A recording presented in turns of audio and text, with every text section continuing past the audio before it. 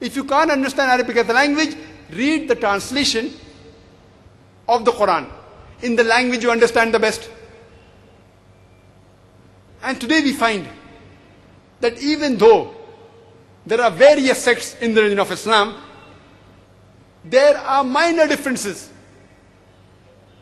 But the major principles of the various sects in Islam, it is the same.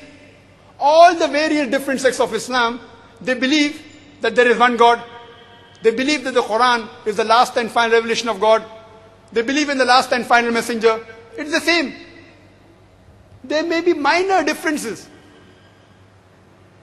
but the major pillars are the same. And if we analyze the reason that even though Islam has been divided into different sects, the major teachings are the same because Quran was revealed in Arabic. And Arabic is a living language. There are several hundreds of millions of people who know Arabic as a language. Because of this, because the Quran was revealed in Arabic, no one can change the main teachings of Quran. A great critic of Islam, Sir William Moore, he says, though he's a critic of Islam, he says that Quran is the only book which has remained pure for 12 centuries. He mentioned this 200 years back.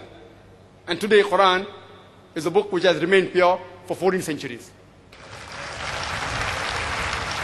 So if you go back to the scriptures, you understand, if you follow the main scriptures, if you understand Arabic, or understand the language which you understand the best, the principles are the same. It's my humble request to the Indian government.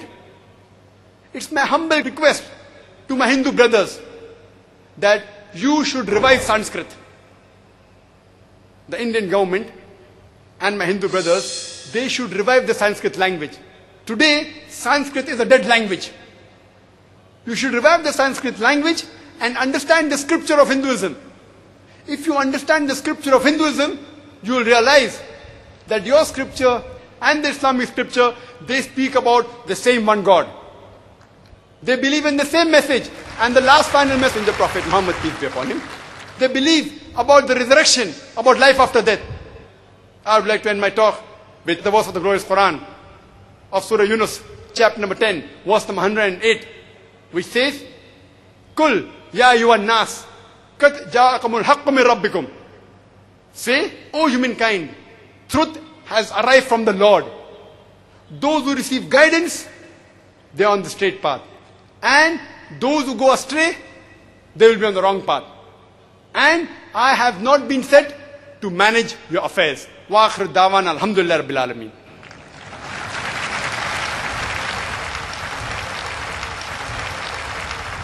Jazakallah. Thank you for your patient listening. Now we would have the question and answer session. Before we start the session, may I mention, on behalf of the organizing committee of this program, I would like to thank Mr. Himanshu Rai, the Deputy Commissioner of Police Zone 1, and the Senior Inspector, Mr. Temkar, in charge of the Azad Maidan Police Station, for being courteous and kind enough to understand that this is an organized and disciplined program, and allowing us in the last moment to have questions and answers on the mics as well as on the slips. We would continue on with the decency and decorum maintained till now in the program. To analyze the similarities between Hinduism and Islam adequately for all those present here today, in the limited time that we have available now, we would like the following rules to be followed during the question and answer session. 3 mics have been provided in the ground, 2 next to the stage for the gents, 1 on my right and 1 on my left, and 1 mic has been provided for the ladies in the center aisle in the front section of the ladies. The fourth question would be allowed from the slips. Please stand in the queue in front of the mics if you wish to put forward a question to the speaker.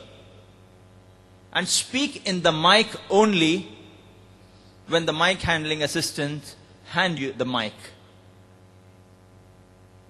Your question should be on the topic similarities between Hinduism and Islam only.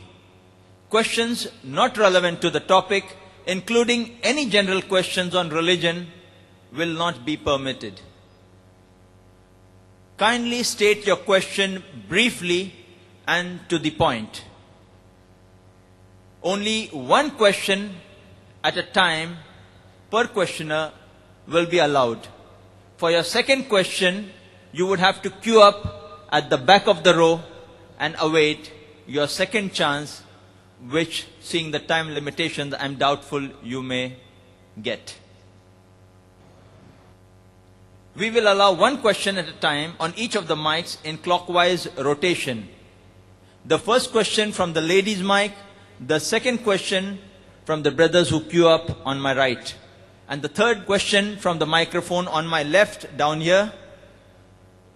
The fourth question would be from the slip, and we again rotate in serial order in similar fashion. Written question on slip papers which are available from the volunteers in the aisles and in the gangways can be sent up through the seating volunteers up to the stage on my left, and the stage management director would hand over the same to me. In the interest of avoiding wasting time on irrelevant issues and to ensure a more educative and interesting question and answer session, my decision to allow or disallow questions which are irrelevant will be final. In this, I would also be assisted by the Director of Stage Management and one of the officials from the police who have been deputed by DCP Mr. Himanshu Rai. Kindly state your name and profession before putting forward your question so that the speaker can give you an adequate level response. Can we have the first question from the sisters, please? I am Mrs. Rangwala. You have praised Raja Ram Mohan Roy in your talk. Do you know that he was against Parda? Why does Islam degrade woman by keeping her behind the veil? Isn't a Hindu woman modest in her shalwar kameez? The sisters asked a very good question, that I spoke highly about Raja Ram Mohan Roy in my talk and about the reform he brought in Hinduism.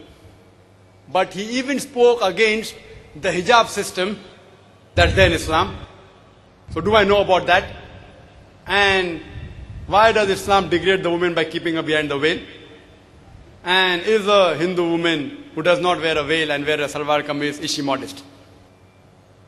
Sister, you should understand that if I appreciate certain points of a person, that does not mean I agree with all his points. For example, 4 years back, the Home Minister of India, Mr. L.K. Advani, he suggested the law that the rapist should be put to death. And I appreciated that he agreed with the Islamic philosophy that a rapist should be put to death. But when I appreciated Mr. L.K. Advani, that doesn't mean I agree with him totally. But I do agree with the suggestion that a rapist should be put to death, same as Islam says. Similarly, Raja Ram Mohan Roy, I appreciate him. He's a great reformer. I really respect him. I also know that he was against the hijab system, which is mentioned in Islam. Now today, if we analyze the modesty level of a human being, it differs depending upon the surrounding they live in. For example, there are certain Muslim countries in the Arab land who say that if anyone looks at a woman or stares at a woman, it is